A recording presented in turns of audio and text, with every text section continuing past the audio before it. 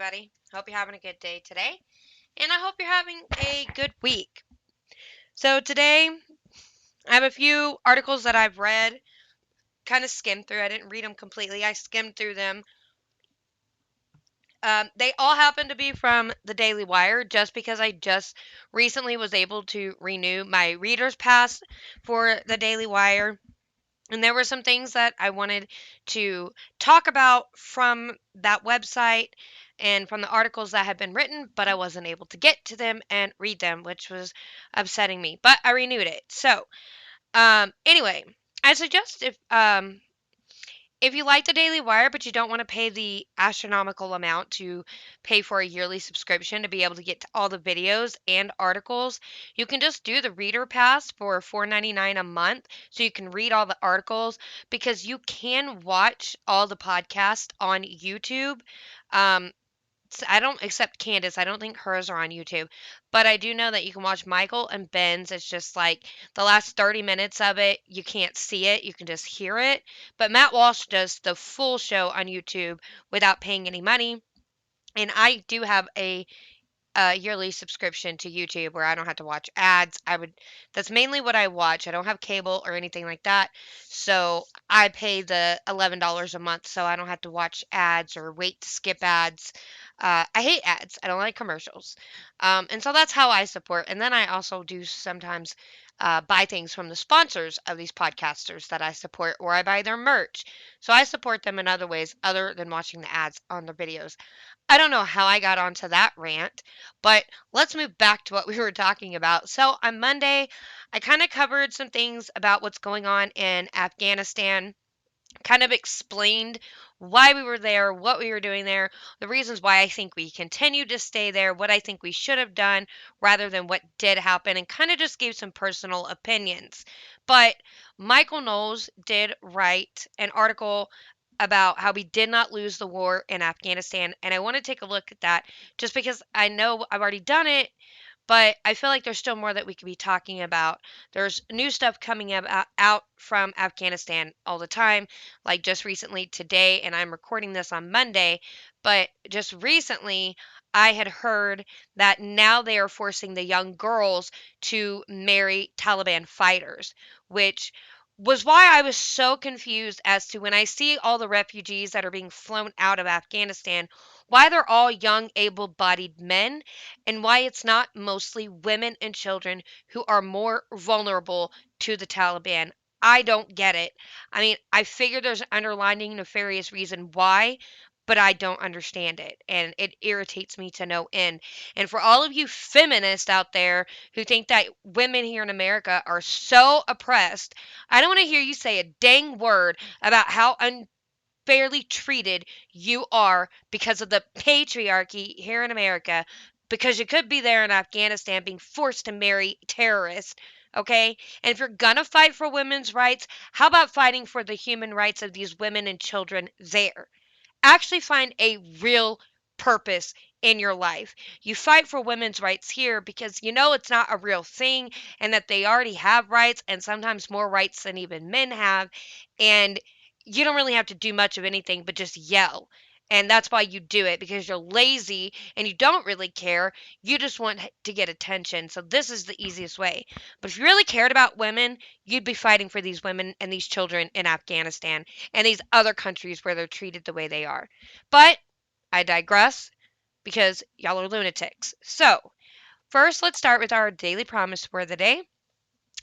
And behold, I come quickly, and my reward is with me to give every man according as his work shall be. Revelation 22, verse 12. So the end is near. The time of our final victory in Christ is upon us. He is coming soon, and with his coming, the doom of sin, the doom of evil, and the doom of death itself. Praise be, praise be, praise be. And I absolutely agree. I always knew the end times were coming. I didn't know how for sure I was that I would see it happening in my lifetime. A lot of Christians do believe that they'll see it in their lifetime, and then as time goes on, they start realizing, yeah, it's probably not going to be while I'm alive, maybe my children. And then they're like, well, maybe my children. And I thought the same thing, but I am seeing the end unfold so quickly, so rapidly. And if you're not a Christian, like a real, true, born again, believing Christian, it's a scary thought. But if you know where you're going, then you don't really have to worry about it because you're not going to be here when those times come anyway. We're seeing it set. We're seeing the stage be set for all of this to take place, but we won't be here to actually endure it, which thank God that is the case because I can barely handle what I have to endure in our country now. I could only imagine. Actually, I couldn't even imagine what I would have to endure if I was left here. So, we are headed there. And if you believe in that, then you can clearly see that's where we're headed. So, let's take a look at this Michael Knowles opinion piece. America didn't lose the war in Afghanistan. It was wrong to say that America lost the Afghan war. We uh, Okay, it was wrong to say that America lost the Afghan war. Failure entails having had something that we intended to achieve. In Afghanistan, the U.S. set several shifting, competing goals before the 20-year campaign collapsed under the weight of its own illogic. Ultimately, the decision to have Afghanistan came down to the fundamental factor in our democracy: leave Afghanistan. The American people didn't want to stay. I don't know if that, I mean, I think some thought that, but I think some disagree with that. I disagree with that. I think a continual military presence in Afghanistan would have prevented the Taliban from being able to take over and from any other terrorists to stage themselves in Afghanistan so that they could launch attacks on their enemies. I think we should have stayed. We went there and we didn't do exactly what we should have done to get rid of Al Qaeda. So inevitably we left it into a position where we would have to stay indefinitely. If we had done the job right and correctly when we first went in 2001, this wouldn't be an issue. So, Americans have feared forever wars from our earliest days. Of all the enemies to public liberty, war is perhaps the most to be dreaded, warned James Madison. No nation could preserve its freedom in the midst of continual warfare. Worse still, in the view of the founders, was interference in the domestic affairs of foreign nations. The great rule of conduct for us in regard to foreign nations, explained George Washington, is in extending our commercial relations to have with them as little political connection as possible. Invoking Washington's farewell address and admonition, Thomas Jefferson called at his inauguration for peace, commerce, and honest friendship with all nations, entangling alliance with none. So, over the ensuing centuries, America expanded. Jefferson himself doubted the size of the nation through the Louisiana Purchase. Some new lands entered the Unionist states. Others remained imperial territories governed at the spoils of war, often to be discarded. In 1917, Woodrow Wilson, our nation's most consciously progressive president, pushed America into the First World War to make the world safe for democracy. After the Second World War, the United States took an even more active role in world affairs to deter the expansion of Soviet communism. The fall of the Berlin Wall and the Soviet Empire removed the primary justification for America's 7 decades of perpetual, albeit sometimes proxy war. But the military interventions continued, first in Iraq, then Somalia, Haiti, Bosnia, Afghanistan, Sudan, Kosovo, and once again Iraq. No longer able to claim containment as its grand strategy, the United States justified these military campaigns by appealing to human rights and other vague slogans. So, this is where I do agree that it is not our place to police the world. If someone asks specifically for our help, we should help them. But if they don't want us there, if they don't want us bringing our culture into their country, if they are perfectly fine, now I understand it sometimes it's not fair to see how certain citizens are treated in these countries, but that's the thing.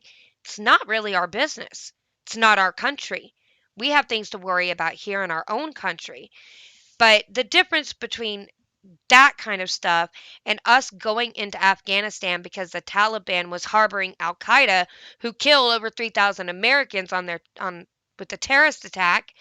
There was a purpose and a main goal, and we didn't achieve it because we didn't just go in there and get rid of Al Qaeda and By proxy, we should have gotten rid of the Taliban for harboring the terrorists because they're also terrorists. There was something so simple that could have been done, but because wars make people money and the elites like to make money, because that is inevitably who benefits from these wars, there was a good purpose to go, there was not a good purpose to stay. And all these other places where we've gone and said, well, they're violating human rights, then why haven't we marched into China and taken over them because they're violating human rights? Why?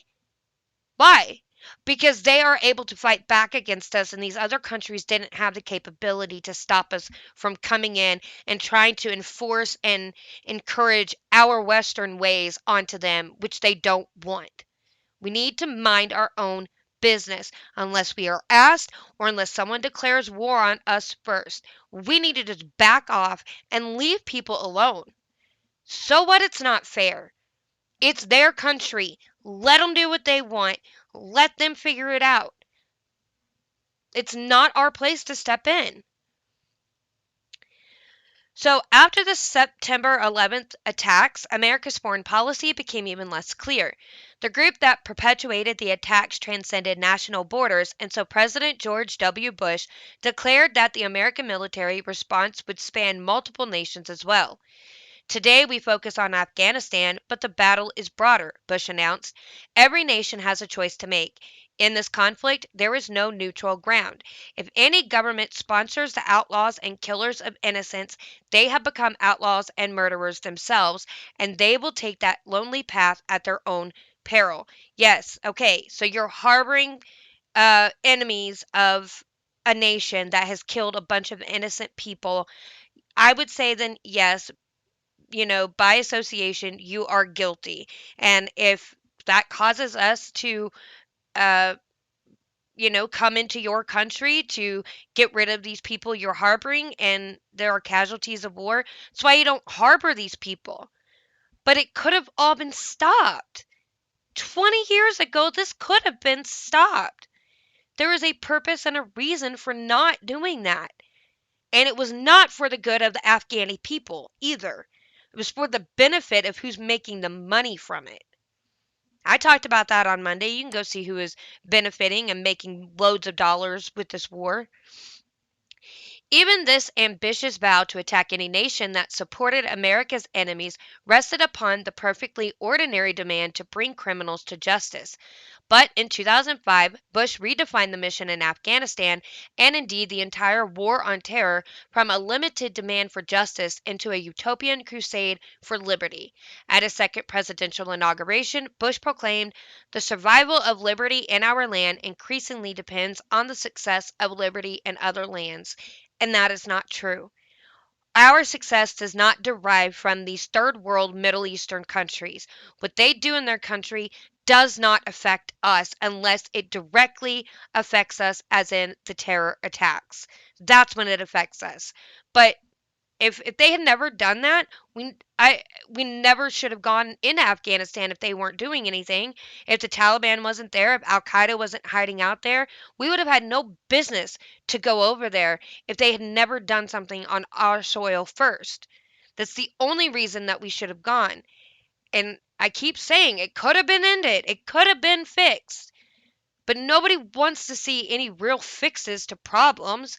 They just want them to continue perpetually forever and ever. Amen. Never wanting these problems to end. Because they're evil and they're greedy and they're power hungry.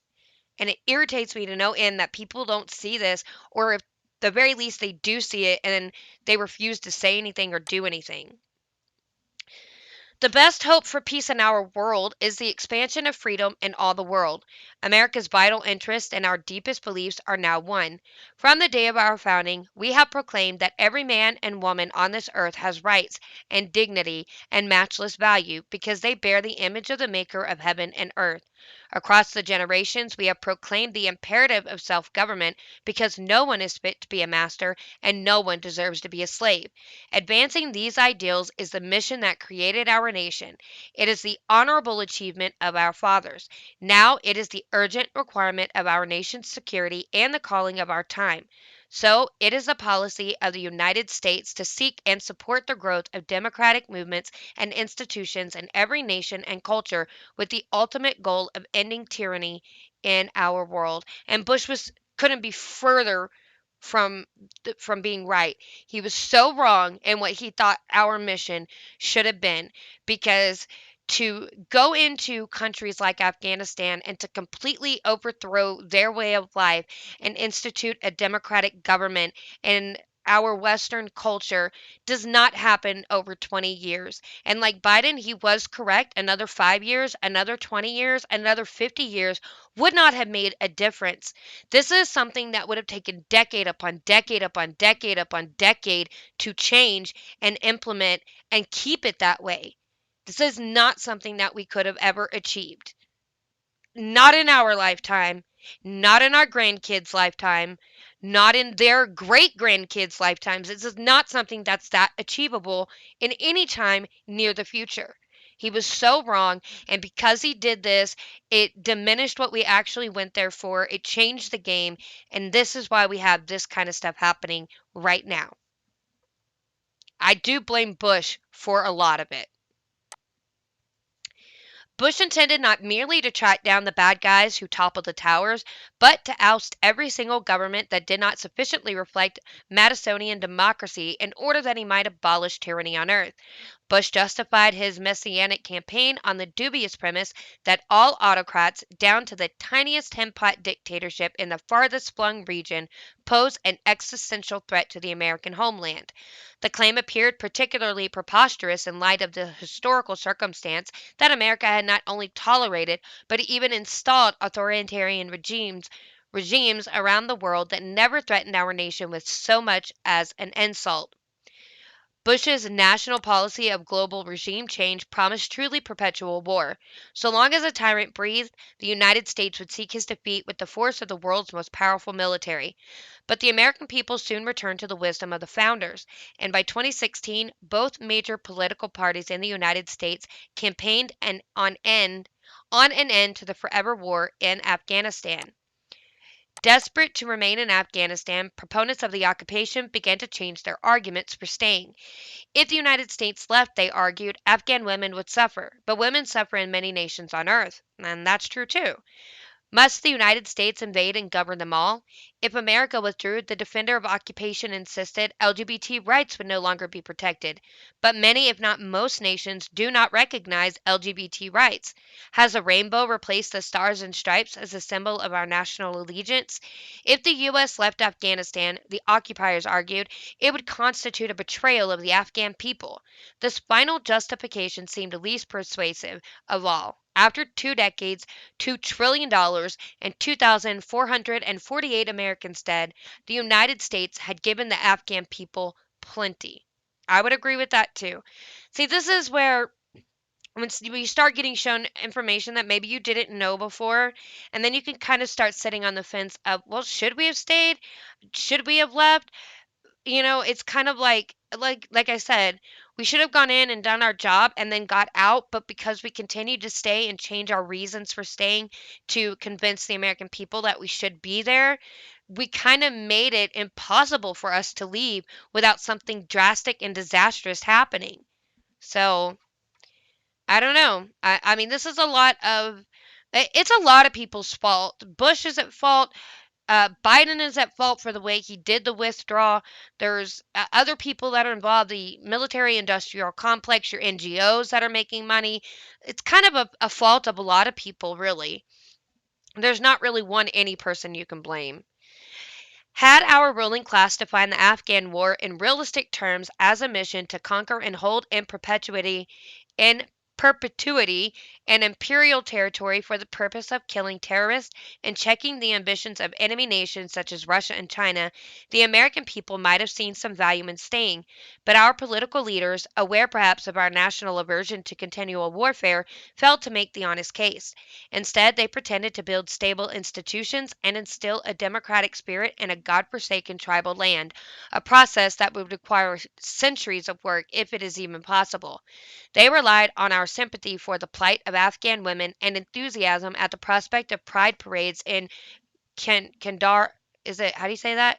Kandahar, neither of which will persuade Americans to spend another penny or spill another drop of blood. America's humiliating withdrawal from Afghanistan has rightly startled our nation.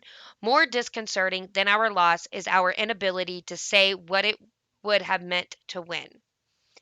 I really like that one. I think that's a good one. But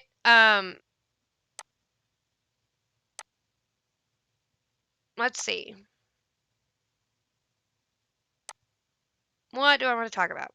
Okay, so Biden and some people were trying to blame Trump for what happened in Afghanistan, saying that Trump made a deal with the Taliban, and so he had to um, keep that deal and get the troops out.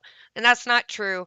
Within his first week of presidency, he pretty much wiped out anything that Trump had done by executive order and reversed it all. So he could have done the same thing here and planned a more efficient withdrawal, but he didn't.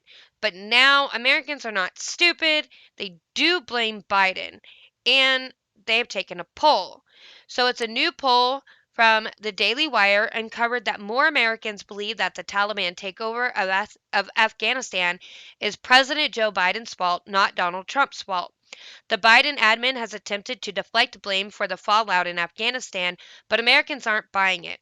According to the Daily Wire SurveyMonkey poll, 36% of Americans believe that Biden is responsible for the current crisis in Afghanistan. Meanwhile, 21% fault Donald Trump, and 29% of Americans say it's neither Trump nor Biden's fault. According to the poll, which surveyed 1,066 Americans, independents are twice as likely to blame Biden than Trump for the debacle. In light of the Afghan government's downfall, Biden attempted to blame Trump for allegedly leaving him with a bad deal that forced the current administration to remove troops. During a national address, Biden took full responsibility for his decision to withdraw troops from Afghanistan while simultaneously claiming that Trump's negotiations forced him into pulling U.S. military support for the Afghan government. Quote, when I came into office, I inherited a deal that President Trump negotiated with the Taliban. Under his agreement, U.S. forces would be out of Afghanistan by May 1st, 2021, just a little over 3 months after I took office. U.S. forces had already drawn down during the Trump administration from roughly 15,500 American forces to 2,500 troops in the country, and the Taliban was at its strongest military since 2001. A few days later, Biden told ABC News' George Stephanopoulos that he would have withdrawn troops regardless of Trump's deal. So, would you have withdrawn troops like this even if President Trump had not made that deal with the Taliban? Stephanopoulos asked. Quote, I would have tried to figure out how to withdraw those troops, yes. Because, look, George, there's no good time to leave Afghanistan. 15 years ago would have been a problem. 15 years from now. The basic choice is am I going to send your sons and daughters to war in Afghanistan in perpetuity? Biden said. I wonder if he even knows what that means. In a press statement following Biden's address, Trump dubbed the way America left Afghanistan grossly incompetent. The same polling data uncovered other surprising details about Biden's approval ratings. The poll has Biden's approval rating at 47%, just 2 points higher than his disapproval rating. This new data showcases a 5 point drop in Biden's approval. 1 month ago, Biden was averaging a job approval rating of 52% and a disapproval rating of 43%, according to Real Clear Politics. The steep drop off in approval came in mid August, the same time Afghanistan fell to the Taliban. Other portions of the poll found that Americans are most concerned with the consequences for Afghan women and girls, as well as Afghan allies, following Biden's withdrawal of U.S. troops. The poll found that 84% of Americans say that they are concerned about the consequences for Afghan women and girls. 63% of Americans find these consequences extremely concerning. Another 81% of Americans are concerned about the persecution of Afghans who helped American troops and officials, and 53% of this group find these consequences extremely concerning. Do you know what I find even more concerning than all of that? That we've left thousands of American citizens in Afghanistan and are not doing anything to safely bring them home. That's what I'm most concerned about. It is sad what the people in Afghanistan are going to have to deal with under the Taliban. It is heartbreaking. I've seen the videos. It's disturbing and it boils my blood. But I'm more concerned for our American citizens that our government has just decided is not important. It apparently is not politically expedient to care about these citizens that are left there, and they're not going to lift a finger to do a thing to help them get out. And the fact that we have the Britain soldiers and French soldiers actually going out into the city and getting their citizens to get them to the airport to get them home safely. And the world's largest and most deadly military power is hunkering down behind the wall, refusing to do a thing. Get to the airport if you can, but you likely won't.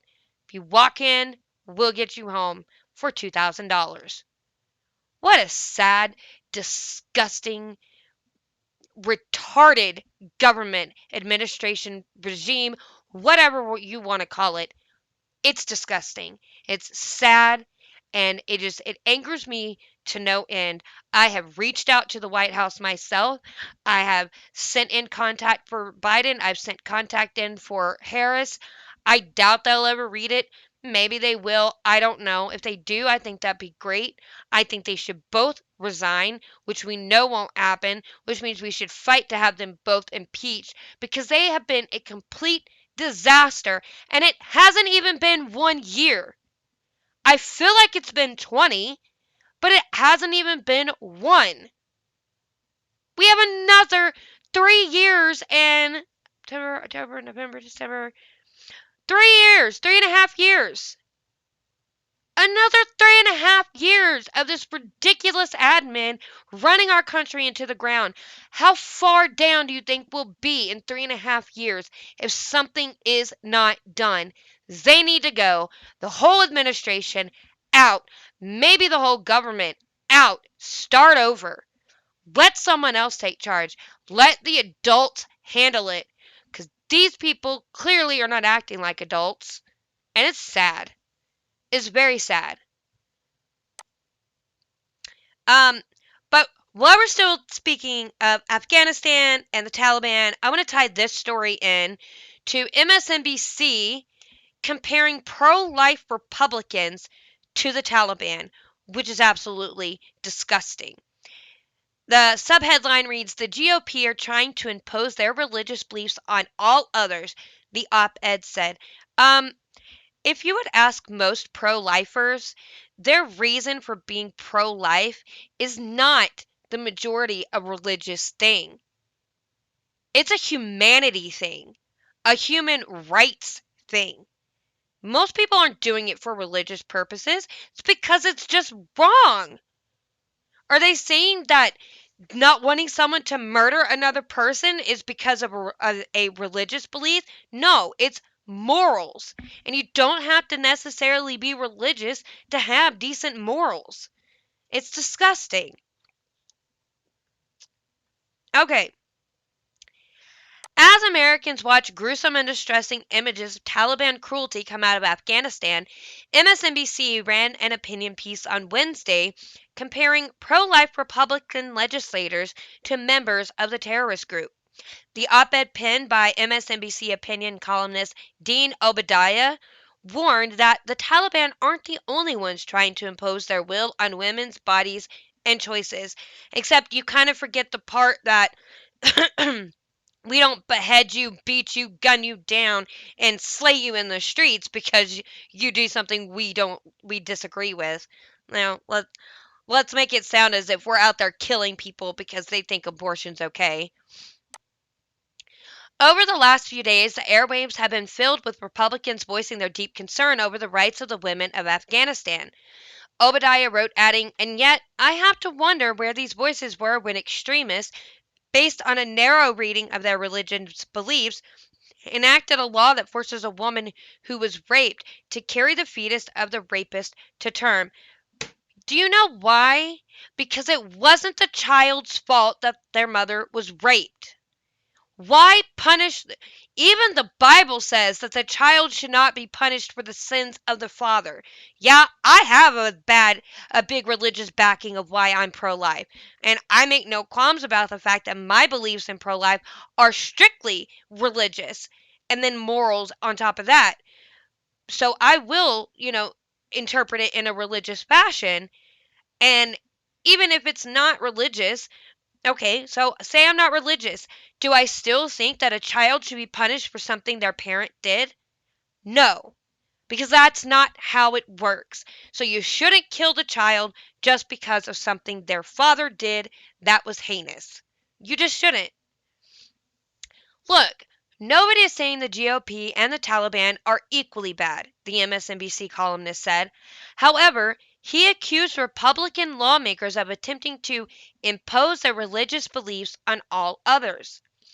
If the GOP wants to show that it is sincerely concerned with the rights of the women in Afghanistan, it can start by first championing the human rights of women in the U.S. But there are no human rights issues in the US. That's why we don't champion them, because there aren't any. It's fake. It's made up just so you can feel good about doing something. But you're not actually doing anything. You're making yourself look like a fool. That's what you're doing. I want to high five this person in the face. Anyway, but instead, it is doing all it can to prevent gender equality while oppressing women based on its members' extreme religious beliefs, Obadiah wrote. Sound familiar? He concluded. No, Dean Obadiah, if you ever heard this, it doesn't sound familiar, so can you please expound on that a bit? Because I don't see any resemblance. I see you being a moron trying to make a comparison that isn't there because you have no brain. You are ignorant. Continuing on. I didn't intend to get so irate today. The Taliban took over Afghanistan's capital and the presidential palace in Kabul on Sunday with little to no resistance after the collapse of the Afghan government. Oh, and here's another thing about the fact of how easy Afghanistan fell without the Taliban really having to do much of anything. I mentioned on Monday about the documentary of going over there and talking to the soldiers that were training the Afghan soldiers and how it was really hard and they didn't really understand everything, right? Because their culture is different. And also, they don't have the right motivation. And I talked about this too. They were being paid a lot of money, which was um, giving them the motivation to fight. But when we pull out and we pull our funds, they no longer have motivation to fight because they're not motivated by protecting their women and children. They're just not. And so it's like, really, what can you do if they're not themselves motivated for that reason and that reason alone? Money should have nothing to do with it. You should do it because you want to protect your family and the other women and the children and the country and keep it as a country that you can be proud of. But they're not even motivated by that. So really, what can you do? Over the last several weeks, the terrorist group advanced across the country at a breakneck pace that appeared to stun U.S. officials. Former Vice President Joe Biden authorized a total of 7,000 troops to handle the deteriorating situation in Afghanistan as the U.S. completes its withdrawal of all U.S. troops from the country, marking the end of America's 20-year war in Afghanistan. On Tuesday, shocking photos emerged from Afghanistan showing apparently unconscious women and children soaked in blood who became victims of Taliban attacks over the last few days. Let's not forget, there's probably American citizens that have also been killed by the Taliban since they've been left there stranded by their own government. The same day, the Taliban spokesman promised an inclusive Islamic government, as long as they follow Sharia law, right? So MSNBC does the nation a great disservice in allowing this piece to run, which exploits Afghan women, ignores their values, and smears pro-life Republicans who are fighting every day in Congress to defend the lives of American women and their unborn babies from the extreme agenda of the abortion lobby. And this is Marjorie Dannenfelser. She's president of the pro-life Susan B. Anthony list. Felser said that America is one in 7 nations that allow abortions on demand for any reason up to birth, as do China and North Korea.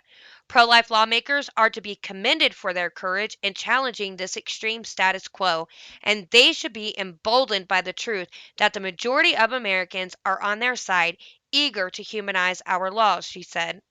Agreed. Agreed. These abortionists, these people that cheer on killing your baby because it interferes with living your life the way you want it, shame on you. And that blood will be on your hands when you meet God one day. And also, all the judges who approved it, all the politicians who fight for it, all the abortion activists, all the people that perform abortions, all those babies' blood is going to be on your hands. That's something you will have to answer for. And I would not want to be standing in front of God to answer for that, to tell him, we didn't like you bringing this life into our world. I didn't want to get pregnant and you did this and I killed it because I didn't think it was time for me to have a baby, even though God apparently saw fit that you had a baby. I'd hate to be that person. Okay, so now that we've gotten the Afghanistan stuff out of the way, we know that we still are having to deal with COVID. And apparently, some red states are instituting some harsher mandates about COVID. And Mississippi is one of those states, which is very odd to me. But they're telling people that they need to isolate after testing positive, or they could face up to 5 years in prison and a fine. Mississippi. This is by Ash Shao.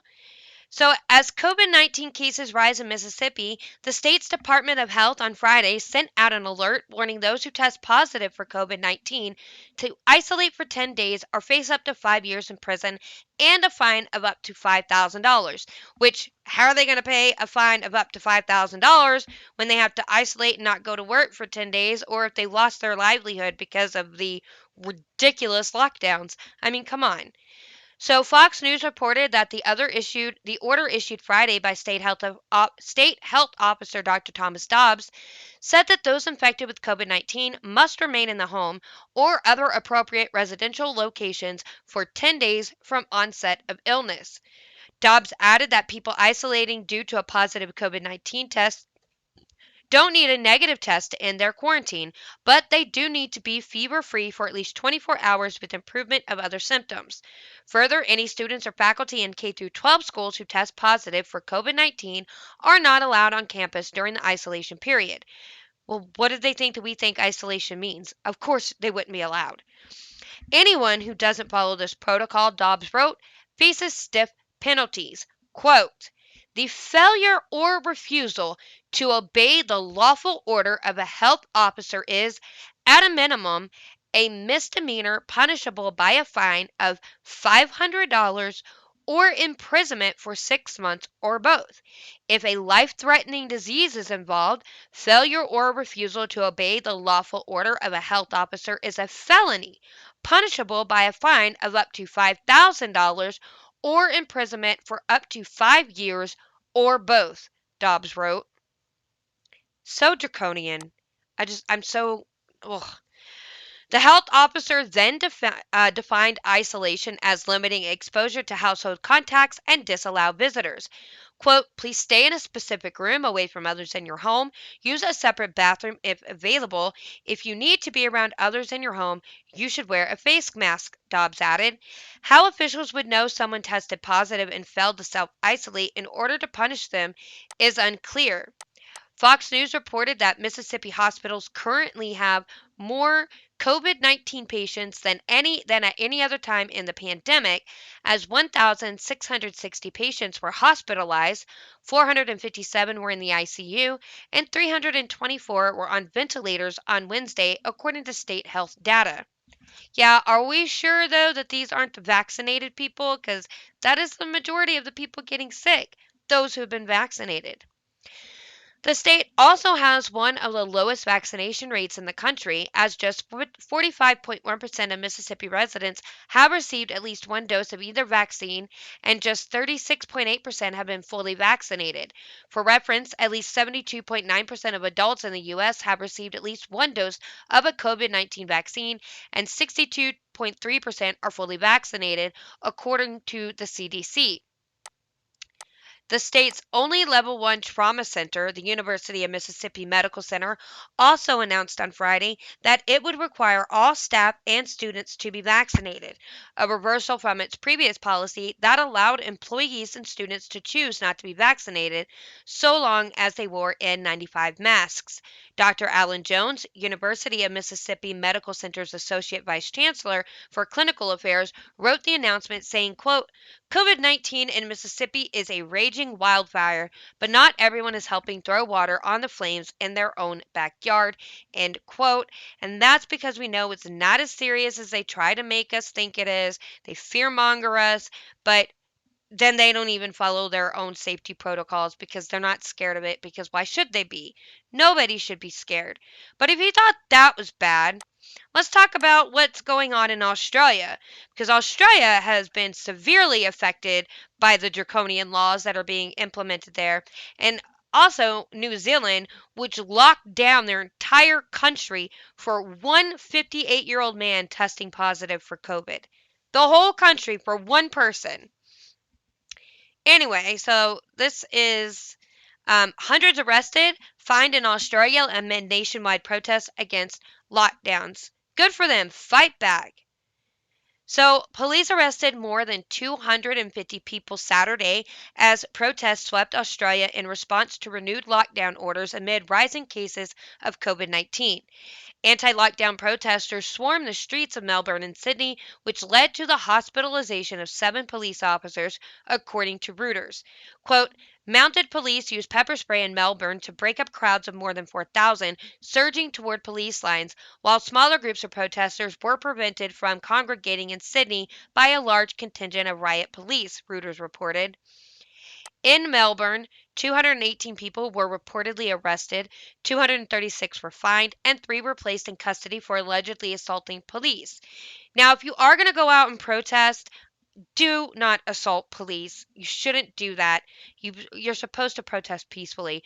But they don't have a constitution that tells them that they have the right to peaceably assemble as we do here in America. So I don't really know how that works there. In Sydney, 47 people were charged with violating public health orders or resisting arrest, and police issued more than 260 fines. So the Insider paper tweeted out just chaotic scenes as protesters break through police barricades in Melbourne, Australia. Let's take a look. Gathered at the CBD to express their frustration at this current lockdown. And there you go. We have some protesters there trying to break through the police line. We've got mounted police also trying to stop the demonstration from going. Yeah, I disagree. You shouldn't be attacking police. It's just never a good idea. But I get the frustration. Similar lockdown protests in Sydney, in Melbourne, in Brisbane as well.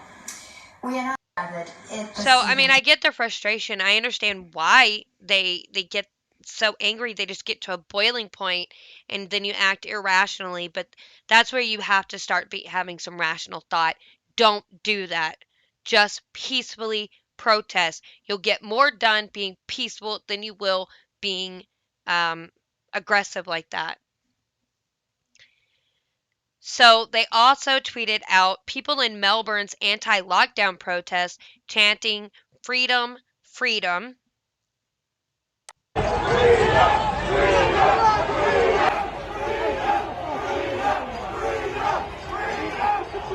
I mean, they look pretty peaceful to me. They're not fighting anybody. And obviously they don't have guns because they're not allowed to have guns. So, I mean, and this is the reason why you don't let the government take your guns, because their government is becoming very tyrannical and they have no way to fight back against that. They're just pretty much screwed. So, since last Saturday, residents of Sydney and its state of New South Wales have faced a potential fine of $5,000 for violating the extended stay at home orders, according to Reuters. Quote, "We are in a very serious situation here in New South Wales," State Health Minister Brad Hazard said. There, could there have been a more perfect last name to have with being a state health minister? It's a hazard. Quote, "There is no time now to be selfish. It's time to think of the broader community and your families." I don't think protesting lockdowns is selfish, actually. I don't think that. I don't believe that in one bit. A priest at a freedom protest in Sydney last month recently explained to Rebel News why he opposes the ongoing government lockdowns.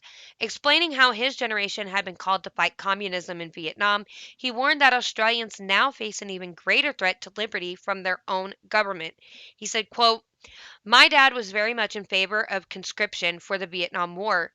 He explained to me that it is important that we stand up because this country was founded in democratic principles that enshrined certain freedoms. And we don't want to live in a country where they can tell you you can't go to church on Sunday. We don't want to live in a country where they have electronic surveillance on you, where they can tell you when you can come in and when you can go out, whether you can go to work, who you can associate with, whether you're able to embrace people.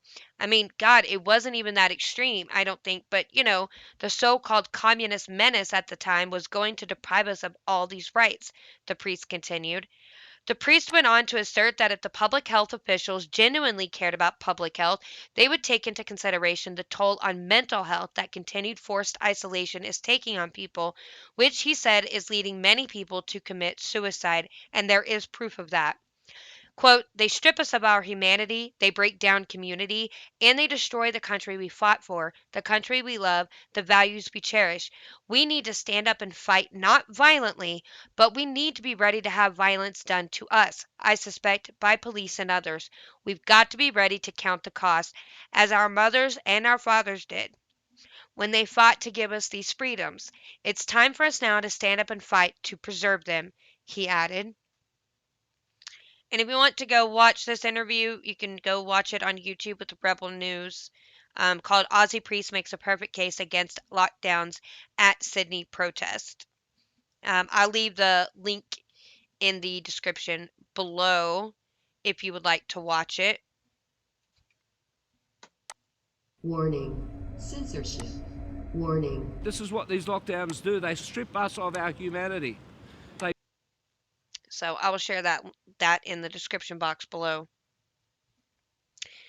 Okay, I'm done talking about COVID. I don't want to talk about it anymore. But there's one more story that's related to COVID that I thought was interesting. And it's about Nicole Kidman. I don't typically like to cover celebrities, but I felt that this one was a very good one to cover. And she is under fire for skipping a mandatory quarantine. So, stars, even in a pandemic, they're not like us. As of the last few weeks, Hong Kong has some of the strictest COVID entry policies in the world. So, when actress Nicole Kidman arrived in the country on August 12th in a private jet from Sydney to start work on her new Amazon series, she should have been required to complete 3 weeks of quarantine in a hotel. Instead, the 54-year-old was immediately seen out and about in the city, prompting widespread questions about how she was able to circumvent the rule. Hong Kong's Commerce and Economic Development Bureau said in a statement that the actress and some of her crew were granted special dispensation to forego the requirement. Quote, "The case in discussion has been granted permission to travel to Hong Kong with a quarantine exemption for the purpose of performing designated professional work," the statement said, adding that the government, quote, "took into account that it is conducive to maintaining the necessary operation and development of Hong Kong's economy." According to the French news outlet France 24, Facebook support groups for those quarantining in Hong Kong have been filled with angry comments about the preferential treatment Kidman received. One pro Beijing official said that she had been inundated with concerns over the quarantine exemption granted by the government to actress Nicole Kidman. She also received she also revealed she has received quite a number of complaints from Hong Kong residents. Well, I mean, of course, why wouldn't you? Why do they deserve special treatment just because they're celebrities and they have money? So what? But I've always been saying it from the beginning, and I'll never stop saying it. Rules for thee, not for me, and that includes some of your celebrities, or most of your celebrities. Ironically, the incident seems like it could be a storyline on the show Kidman is in the country to film, titled Expats, and based on a novel by Janice Y.K. Lee, it focuses on the lives of wealthy and privileged American women living in Hong Kong's financial district. According to the Hong Kong Free Press, the show is going into production at a time of frequent arrest and daily political pressure on a flagging pro democracy movement. It is being criticized as tone deaf. I would agree with that. Very tone deaf. Why are you doing this right now at a time like this? Mary Hugh or Huey? I don't. Oh, I hate when I can't pronounce names. A Quartz reporter who covers geopolitics and business in Asia said on Twitter, quote, "It's bad enough that Amazon is backing two whole shows about the glam lives of Hong Kong expats while many Hong Kongers are trying to flee a crackdown. Now add quarantine exceptionalism for Nicole Kidman, who apparently helps maintain the Hong Kong economy, like she's the one that's keeping it running. And if not for her, it would collapse." France 24's Hong Kong correspondent Oliver Ferry quipped, quote, "Allowing Nicole Kidman to skip quarantine to film a TV show that is certain to burnish Hong Kong's image among impressionable Westerners at a time the city is locking Hong Kongers up makes a lot of sense now." Right, it does make a lot of sense. They're trying to portray this image of greatness when it's actually draconian and communistic, and they're violent towards their own citizens. Finally, popular independent tech blogger Jane Manchon Wong observed, quote, "Olympic medalists are required to quarantine in HK, but Nicole Kidman doesn't because she is a Hollywood star and needs to film expats." So far, neither Kidman nor Amazon has commented on the controversy. So I'm kind of curious now about this show. And I have to say, man, um, I really like Nicole Kidman. She's been one of my favorite actresses, but just because she's a favorite of mine doesn't mean that I think that she deserves to be exempt from things that regular citizens have to abide by. So, um, I'm just curious what the show is about. I don't care about the controversy. I just read about that. What I want to know is what it's about.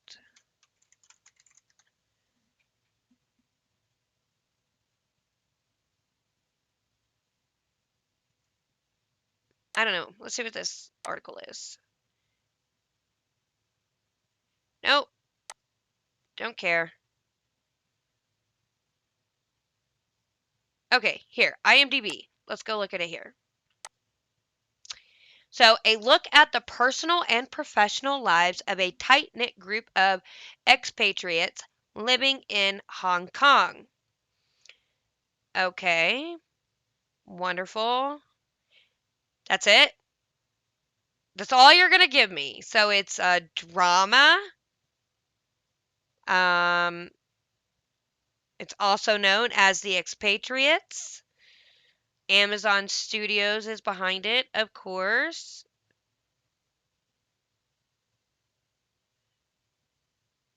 Okay, so that's it. There's not even like a trailer for it or anything. So, okay. I don't even know what it's about. I mean that doesn't even tell me anything of what it's about. That's so weird.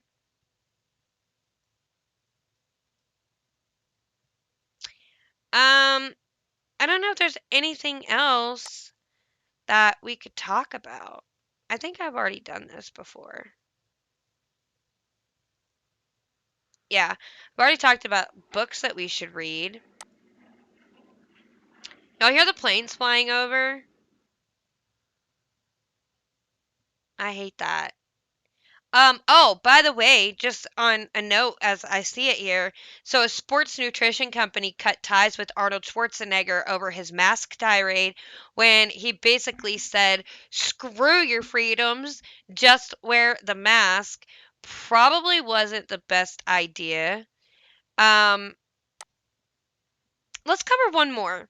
I haven't talked about Jen Psaki in a while, and I still have a little bit of time, so let's cover one more.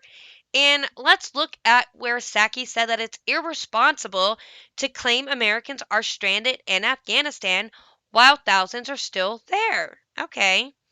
So, White House Press Secretary Jen Psaki said during a press briefing on Monday that it was false and irresponsible to say that Americans have been stranded in Afghanistan, even as thousands of Americans reportedly remain trapped in the country that is now controlled by Taliban extremists.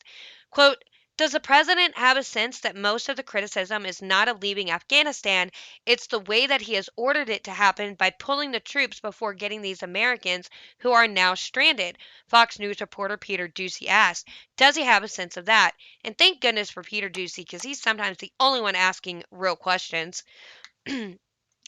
First of all, I think it's irresponsible to say Americans are stranded. They are not, Psaki claimed. We are committed to bringing Americans who want to come home home. We are in touch with them via phone, via text, via email, via any way that we can possibly reach Americans to get them home if they want to return home. But don't forget, they have to sign the promissory note so that they can come home, and then they owe the government $2,000, maybe more, per adult that it flies. So really, they're not.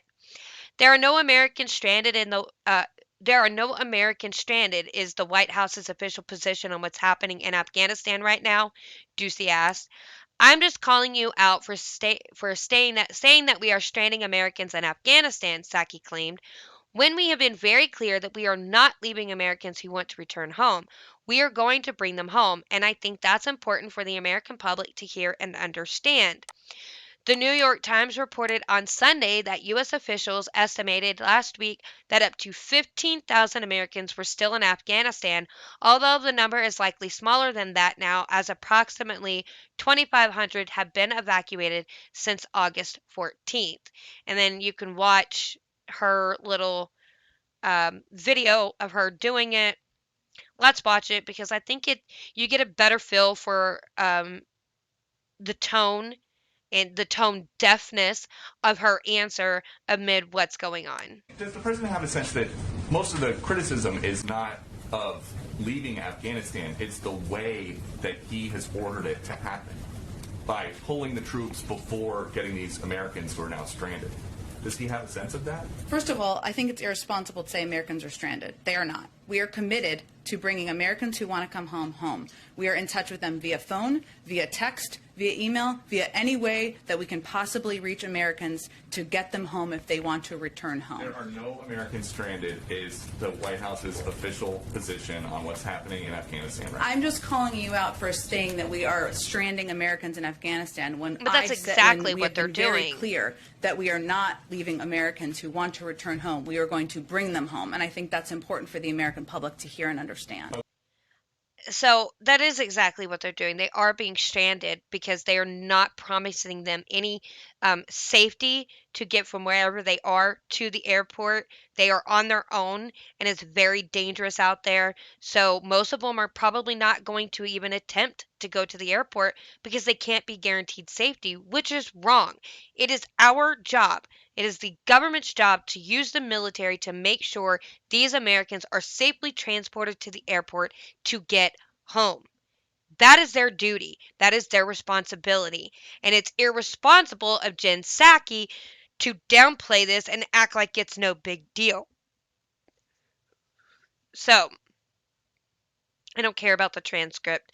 I just thought that that might be something good to point out because they are acting like this is nothing and that, oh, we're going to bring them home. But yeah, are you going to make sure they get there safely to get to the airport? No. You have said that we can't guarantee your safety to the airport, but once you get here, we'll get you home. That's wrong. That is so wrong. And what are you going to do when you get them home and they don't pay you the $2,000? Are you going to start levying their bank accounts? Are you going to take their income tax returns until they pay however much they owe? Is this going to be some kind of IRS thing where the IRS comes after all the money of these Americans that you brought home because it's your fault they got left there in the first place? That's ridiculous. I have lost all faith and all hope in any of our government institutions as of right now. I've lost any hope I have of us ever getting back to what we used to be unless we completely tear down the government and start back over from scratch and build it back from the bottom up. That is the only way that things are going to change in this country. I have lost all trust in our government institutions, our health institutions, our education institutions. I just don't trust anybody anymore because they're liars, they're manipulators, they use people, and they don't care about the American people at home or abroad. Period. End of discussion. I'm done. Please go join my Facebook, Lauren Collins. I just got to say something. You can email me, gotta say something 21 at gmail.com. And I also, you can join my subreddit, r slash just gotta say something. And please, I have linked my merch in the description box below and the Protect Women in Prisons petition. If you could please sign that, I would really appreciate it. And I will also link in the description the interview with the Aussie priest. If you would like to watch that later on, that would be great. If you are an audio listener, you can find me on Anchor, Spotify, Google Podcasts, Stitcher, Pandora, anywhere you like to listen to podcasts. Please go subscribe, leave me a review. And if you're watching on YouTube, please don't forget to like the video, share the video with everybody you know. I have to keep reminding you that I am locked off of Facebook for 7 days. So I really need help sharing the videos since I cannot do it myself, and I'll really appreciate it. Also, don't forget to subscribe to the channel. All of your support, it means so much to me and I appreciate it. And then click the notification bell so you know every time I upload a new video, which is Monday through Thursday and sometimes Friday at 9 a.m. Thank you so much for being here. Don't forget to subscribe to The Scott Ford Show, Isaac Hayes, the Cajun Conservative, and his Christian podcast, Brothers Just Searching, Nate Savage at Savage5050, and TV's Rob is Unwoke. And I hope to see you here tomorrow. We are going to be delving into the dark history of birth control. We learned about Margaret Sanger on Tuesday. Now, tomorrow, we are learning about her role in the creation of birth control and how disgusting it was. Please have a good rest of your day. God bless.